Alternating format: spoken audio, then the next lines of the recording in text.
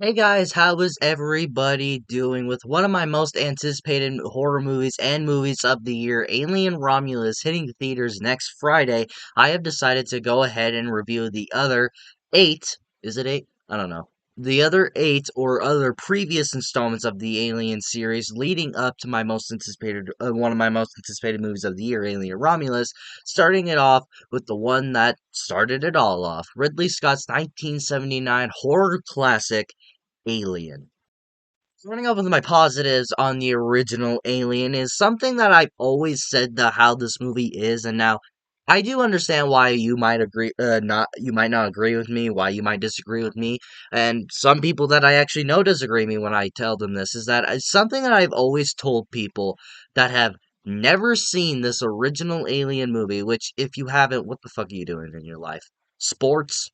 Fuck that is how Alien is basically the original Halloween, but imagine instead of hunting down babysitters in a little quiet town in a house, instead of in a house, it's in space, and instead of Michael Myers wearing a mask, it is an alien killing people. That is how I've always described Alien, and what I love about that is just the space setting. I believe that this setting in space is just absolutely amazing, which it should be set in space since this movie is titled Alien. Like, when you think of Alien, you think of space. You don't think of like little small town house or haunted house or whatever. You think of space, and I am very glad that they utilize it and they actually use it instead of just being like, "Oh, look, we're in space. It's cool. It looks pretty." But no, they actually try things with it and they actually do things in space to where they basically don't overuse it and they don't overstuff it to where they just show you is like, okay, we're in space, and they do a few things to show you that they are, and I love that. And that's why I love Alien. It's just that it's basically Halloween, but in space with a killer alien. That is how I've always described this movie to people who have never seen it, and that's just how I've always thought about this movie. Still kind of talking about space is something that I thought they did brilliantly, especially for this movie being made in like the 70s, is that the way they brought the whole ship to life, just like on the inside of it, and like the outside, you can tell them maybe be a little bit background or like little minifigures how they brought to life, but the how they brought the inside of that space to life, I have no idea how they did that. That thing looks fucking awesome, especially how the self-opening doors, the being able to talk to this computer that's like there's a moth in my room that caught me off guard to where there's like a computer that like types a thing to where you could talk to this thing called mother. It's just like they just brought that whole ship to life just so brilliantly to where especially this movie was made in the 70s, which when you look at that movie it's just like, how did they do that in the 70s? Like, it absolutely blows my mind looking at that. It's just like, how the fuck did they do that? It might have been really simple. It might have been like the easiest thing on earth that they did, and I'm just stupid and being like, "Oh, that looks cool." But it's just something that I've always been absolutely in love with. And what I also love about it is like I've been recently replaying Alien Isolation, which is one of my favorite horror movie games of all time. Is that they brought that ship from the original movie so brilliantly over to that game to where it's like an actual just like resemblance of it to where that blew my mind. I was just like, wow, how'd they bring this thing to life so well? But anyways, just like the way that they just brought that to life. And this movie had like an $11 million budget, which is a pretty high budget for the 70s. That just absolutely blows my mind how they just brought that to life. It's nothing major really when you think about it, but just me watching the movie, I was just like, how the fuck did they pull that off? I also believe that this movie just ages beautifully to where I don't really think there's nothing in this movie that ages poorly, like the effects on the aliens, the effects on face huggers, chest bursters, or when it showed that Ash is a robot, that still looks amazing. It's absolutely blows my mind how they kind of brought that to life, which again, probably really simple in which you can tell they are. But I will say this is that there are some moments here and there to where you can notice the green screen, especially when they're going up into space or when they're going to like that one planet where there's a bunch of the eggs of the face huggers to where they're going to that planet, they're kind of going up in the sky. And when Ash is like doing buttons or whatever, space stuff, and you can clearly see on the outside of the windows is a green screen because there's like weird outlines on the windows and all that. There are just a few quick shots here and there that kind of shows the green screen or shows the CGI effects, kind of. I'm gonna move my chair actually. That kind of just shows that here and there, but it never really bothered me, and it was never on screen. They never overused it. They never overdid it, so it was nothing that really bothered me. But the effects and everything else, the acting and just the set pieces, just everything still looks great. Like nearly 50 years later, I think this movie's about around 50 years. I don't know. I don't want to do math right now. I'm tired. But I just feel that this movie, just how old that it is, they just make this movie years later, decades later, generations later, it just still looks amazing. Of course, when you're talking about the Alien series, you gotta talk about one of the best final girls in horror history, and my very close to being my favorite final girl of all time. She's a close second with Cindy Prescott, and that is Ripley, played by the great Sigourney Weaver. To where I believe this was her first movie, her first acting gig at the time. I could be mistaken. She might have done other things at the time, but I believe this was her first movie, and she absolutely kills it in this movie. She's one of my favorite final girls. She's one of the most badass final girls, especially in Aliens when I'm get to that whenever. But she's just so badass and awesome and smart to her. Like even at the beginning of the movie, when the crew's coming back from the planet to get the one guy in who has the face hugger on his face, they're like, "Yeah, we need to get him in here just so we could take it off." And Ripley, who's being smart, especially on this planet, like if you were in her position, you're thinking like she is like she like us as an audience, you're like, you know what? She's being smart. She's being the smart one here, to where it's like he's like, well, you understand the quarantine procedures, right? Like, I can't really let you in here because I don't know what that is. We don't know what that is. We've never been to this planet before. We don't know what that thing could be, and we don't know if that can get us all sick. We don't know if that can end up killing us. We don't know what that thing can do. So I'm not going to risk bringing you in. And she's very smart. And us as an audience, we're like, yeah, you're being smart. Don't let those people in because that thing might try to fucking kill you. You might not know what is happening. And so she's being smart. She's like, no, I won't let you in. But Ash lets them in to where Ripley is actually being smart. And at the very end, she slowly starts to grow into the badass Ripley that we come to love in the next couple of movies. That is what I love about Ripley. She's smart. She knows what she's doing. She's being sure to be careful because when you think about it, in just that scene alone, you're sitting in her position, you're like, well, I wouldn't let them in either. I've never been to this planet. I don't know what that thing is. I don't know what it could do to us. So I wouldn't risk that. So some people saying it's just like, oh, she's being selfish. Maybe she's not, she's kind of unlikable. You gotta think, what would you do if you were in that position? But even at the very end, when after the space captain dies, so where she has to rise, become the captain, and she kind of has to get everything ready just to get on the ship, and when she's battling the xenomorph kind of left and right, kind of playing a game of cat and mouse.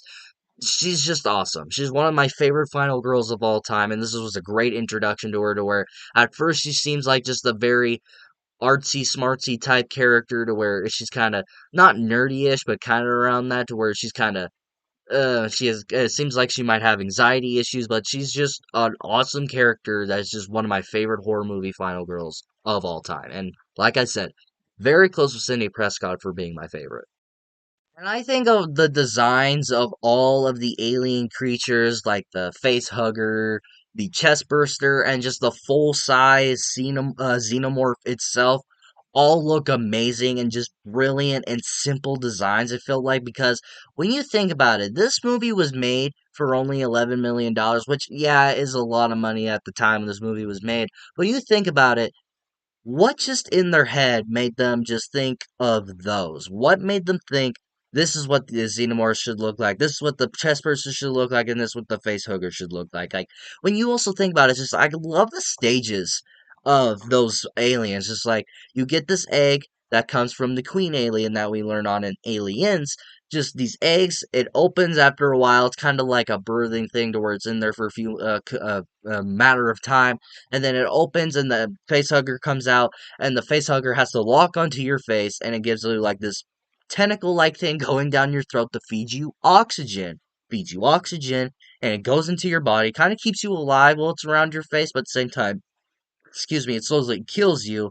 And then later on, about maybe an hour or two after you wake up, there's a thing in you that is called a chest burster, and it's the baby alien. That is how the alien is born. It rips right out of your chest and it kills you. Just comes right out of your chest.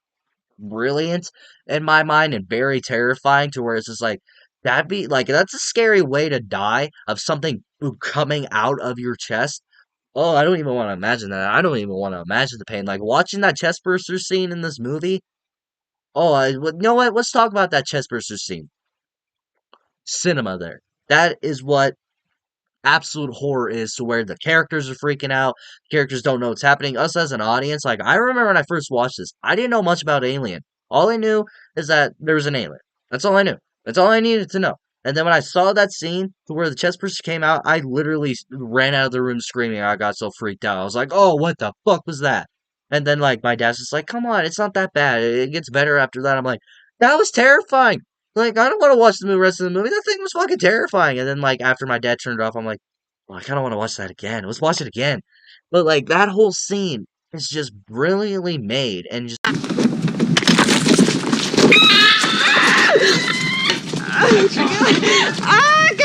so simple. Like, when you find out that they just got a puppet to go through, like, a fake prosthetic and all that, absolutely amazing. But, anyways, back to designs of aliens. That was my next positive with the chest bursters thing. So, we're going to go back to aliens. In the face hugger, he's a great design. And the xenomorph itself in its full glory. Oh, I cannot wait to see what that guy looks like in Alien Romulus. I saw the teaser trailer showing him off. Oh, I cannot fucking wait. But the xenomorph in this is just awesome to where, especially with like the second mouth in his mouth, to where it just like comes out and all that. Especially the scene where like he's on the ship with Ripley at the very end, and you just slowly see it come out, kind of like bite and go like right back in. It's just like, whoa, that was kind of cool. Just like it about that alien is just so creepy and just like you think you just look at that and you're just like, oh, if I'm careful enough, you can just easily kill it. But no, no, no, no, no, no. Those things will fuck you up. They are fast. They have a second mouth. They have a tail that's very sharp that will stab you. They will fuck you up with that tail. And they all, to top it all up, they have acid for blood. Acid for blood. So if you shoot those fuckers, that ass is gonna come up over to you and kill you. They're gonna take you out if you try to kill them. But just everything about that xenomorph is just one of the coolest and greatest creatures of design. It's not my favorite by all means. My favorite is the Predator. I love the Predator design. But everything about the look of that xenomorph and everything about the xenomorph is just absolutely amazing and creepy. And that is something, if I was put in the position, if I was put in a room with an alien, I'd be like, oh, I don't want to die. There's something about the movie that I really enjoy, and something that, sure, I might be a bit biased on PG-13 horror movies not showing kills because I'm like a gore horror, and I carnage candy horror over here, that I want to see the kills, but something in this movie that works is that you don't really get to see the kills, and they're not explicit at all. And also, I want to mention one thing. I watched the theatrical cut of this movie. I did not watch the director's cut, and maybe the director's cut did have more violence in it. I don't know. I've never seen it. I don't know why there's a director's cut. I don't know the history on that. But anyways, I watched the theatrical cut of this movie, and just the way they don't really show the kills, I really like that. The only explicit one that they show is the black male of this movie. I forget his name.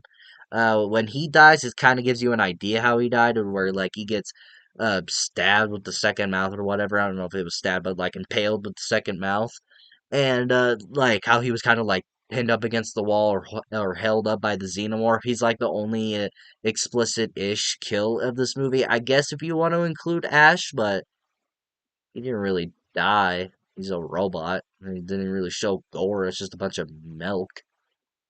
But I just like how they just don't really show a lot of the kills, to where it's just like it leads you to the viewer's imagination. Like my favorite horror movie of all time, Texas Chainsaw Massacre.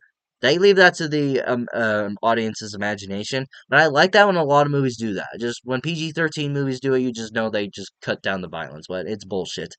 But just like I just love how this movie just make you think of what happened to those characters. Like the girl at the end, who's the final person to die, where you see like the tail kind of like maybe stab her.